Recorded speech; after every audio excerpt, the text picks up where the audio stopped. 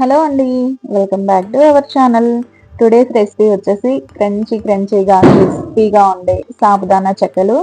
చాలా టేస్టీగా అండ్ ఈజీగా ఎలా ప్రిపేర్ చేసుకోవాలో ఈ వీడియోలో చూసేద్దాము. వీడియోని స్కిప్ చేయకుండా ఎండ్ వరకు చూడండి. అప్పుడే పర్ఫెక్ట్ సాబుదానా చెక్కలు ఎలా ప్రిపేర్ చేసుకోవాలో తెలుస్తుంది. సగ్గుబియ్యంలో ప్రోటీన్, ఫైబర్ ఎక్కువగా ఉంటుంది కాబట్టి ఇది వెయిట్ లాస్కు కూడా చాలా యూజ్ అవుతుంది. ఇంకా లేట్ చేయకుండా వీడియోలోకి అయితే వెళ్ళిపోదాము. ఫస్ట్ హాఫ్ కప్ వరకు పెసరపప్పును తీసుకుంటున్నాను. పెసరపప్పులో ప్రోటీన్ ఎక్కువ ఉంటుంది, అలాగే ఫైబర్ కూడా ఎక్కువ ఉంటుంది. వీటిల్లో ఉండే విటమిన్స్, మినరల్స్ ఇమ్యూనిటీని పెంచుతాయి. 1 కప్ వరకు సగ్గుబియ్యాన్ని తీసుకుంటున్నాను.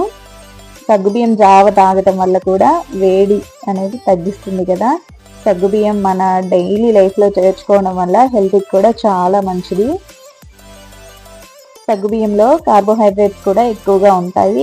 వీటిని వాటర్ పోసి 2-3 వంపులు కడిగి పక్కన పెట్టుకుందాము. సగ్గుబియ్యం వేసి చెక్కలు చేయడం వల్ల విరిగిపోతాయి, ముక్కలు ముక్కలుగా అయిపోతాయి, చెక్కలు అనేవి పర్ఫెక్ట్గా రావు అని అనుకుంటారు. అలా ఏమీ జరగదండి. ఇలా నేను చెప్పిన ప్రాసెస్లో ఒక్కసారి ట్రై చేసి చూడండి. మంచి టేస్ట్తో క్రంచీగా క్రిస్పీగా సాబుదానా చెక్కలు అయితే రెడీ అయిపోతాయి. చాలా సింపుల్ ప్రాసెస్ అండి, ఎక్కువ టైం కూడా ఏమీ పట్టదు. అలాగే ఛానల్ని ఎవరైనా సబ్స్క్రైబ్ చేసుకోకపోతే సబ్స్క్రైబ్ చేసుకొని పక్కనే ఉన్న బెల్ ఐకాన్ని క్లిక్ చేసి ఆన్లో పెట్టుకోండి. ఇంకా లేట్ చేయకుండా వీడియోలోకి అయితే వెళ్ళిపోదాము. ఫస్ట్ మిక్సింగ్ బౌల్ తీసుకొని 1 కేజీ వరకు బియ్యం పిండిని అయితే తీసుకున్నాను. ఇది మనకి కిరాణా స్టోర్లో దొరుకుతుంది, అలాగే సూపర్ మార్కెట్లో కూడా దొరుకుతుంది. నేనైతే బియ్యాన్ని కడిగి ఆరబెట్టి మరపట్టించాను. ఇందులో మనం నానబెట్టుకున్న పెసరపప్పును వేసుకుందాము.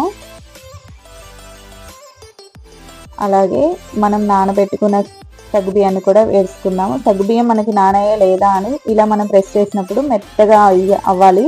అప్పుడు మనకి పర్ఫెక్ట్గా నానిపోయాయి అని. వీటిని కూడా బియ్యం పిండిలో యాడ్ చేసుకొని 1 టేబుల్ స్పూన్ వరకు జీలకర్ర, అలాగే 1 టేబుల్ స్పూన్ కారం, రుచికి సరిపడినంత ఉప్పు, కొంచెం కొత్తిమీర, కరివేపాకు యాడ్ చేసుకొని 2 టేబుల్ స్పూన్స్ వరకు కాచి చల్లార్చుకున్న ఆయిల్ని యాడ్ చేసుకొని కలుపుకుందాము.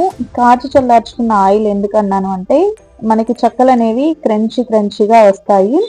వాటర్ కూడా మనము గోరువెచ్చని వాటర్నే యాడ్ చేసుకోవాలి. అప్పుడు మనకి క్రిస్పీగా చాలా మంచి టేస్టీతో చెక్కలు అనేవి రెడీ అయిపోతాయి. చల్ల నీళ్ళు పోసి కలిపామంటే అంత క్రిస్పీగా రావు, కొంచెం గట్టిగానే వస్తాయి. ఇలా మనము పిండిని కలిపి పక్కన పెట్టుకుందాము.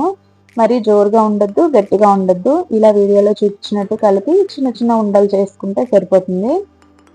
ఇప్పుడు పూరీ ప్లేస్ తీసుకొని ఒక కవర్ పెట్టి దాని మధ్యలో మనం చేసుకున్న పిండి పెట్టుకొని ఇలా ప్రెస్ చేసామంటే సగ్గుబియ్యం చెక్కలనే రెడీ అయిపోతుంది. చెక్కలు మనకి మందంగా కూడా ఏమీ రావట్లేదండి, చాలా పతలాగే వస్తున్నాయి. మనం సగ్గుబియ్యాన్ని పర్ఫెక్ట్గా నానబెట్టుకుంటే సరిపోతుంది. ఇప్పుడు కడాయి పెట్టుకొని ఆయిల్ వేసుకొని కాగబెట్టుకుందాము. కొంచెం పిండి వేసి చూసామంటే పిండి పైకి పొంగిందంటే మనకి నూనె కాగిపోయిందని. ఇప్పుడు మనం చేసి పెట్టుకున్న చెక్కలన్నీ కూడా ఈ ఆయిల్లోకి వేసుకొని వేయించుకుందాము.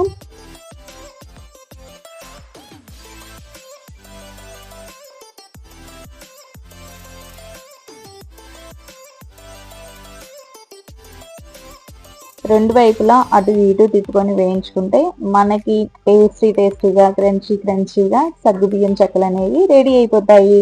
ఇంతే అండి, చాలా సింపుల్ అండ్ ఈజీ ప్రాసెస్ కదా.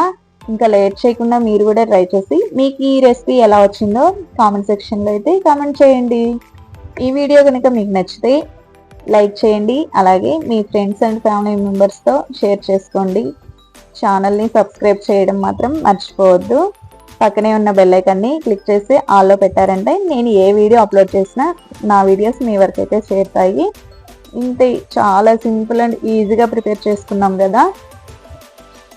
1 కేజీ బియ్యం పిండికి సుమారుగా 100 చెక్కల వరకు రెడీ అయిపోయాయి. ఇలా చేసి పెట్టామంటే పిల్లలు ఇంటికి వచ్చేలోపు చాలా ఇష్టంగా తింటారు. అలాగే స్కూల్లోకైనా స్నాక్ బాక్స్లో వేసి పంపించవచ్చు. చూసారు కదా ఎంత క్రిస్పీగా వచ్చాయో. ఇంకా లేట్ చేయకుండా మీరు కూడా ట్రై చేసి మీకు ఈ రెసిపీ ఎలా వచ్చిందో నాకు కామెంట్ సెక్షన్లో కామెంట్ చేయండి. మరో మంచి వీడియోతో నేను మళ్ళీ మీ ముందుకు వస్తాను. అంతవరకు థ్యాంక్ యూ ఫర్ వాచింగ్.